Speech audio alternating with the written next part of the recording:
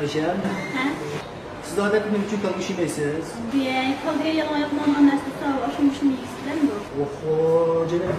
Unda sizlarning yutuqlarning hammasi maslash keldi, ha?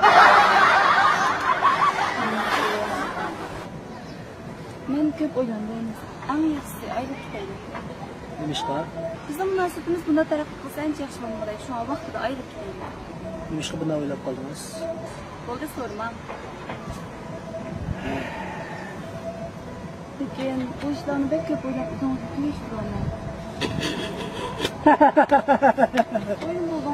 Canım ben bu gittim neye bak saklap koydum.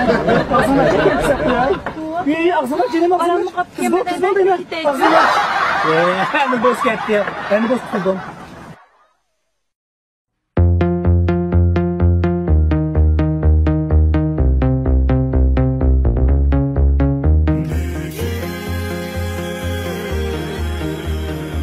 Bildireyim sevgimni boysundurup yolunu.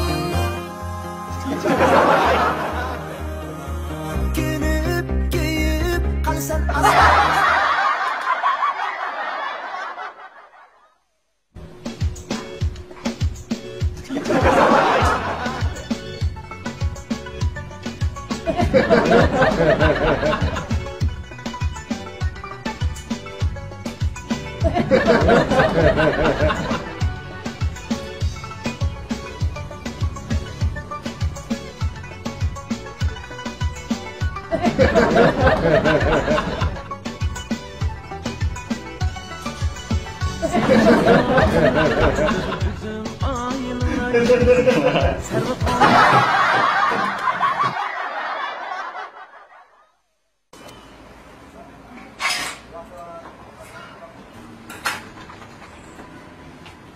Assalamualaikum.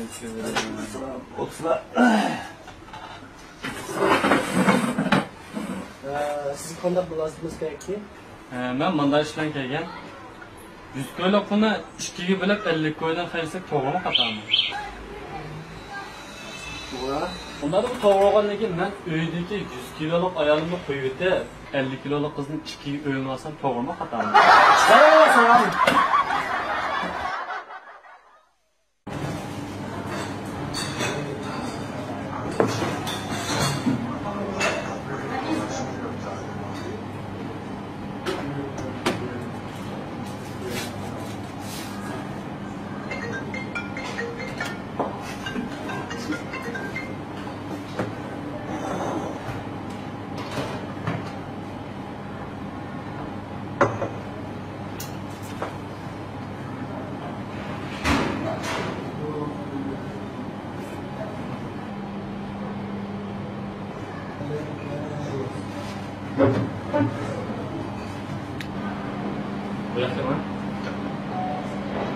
Nima? Voy bir ünlürak yakma okum. Voy bir işkelenme babastak erkiştek yakıma kutusu mis yakımay. Tabağınızdan çaş çıktı. Nima?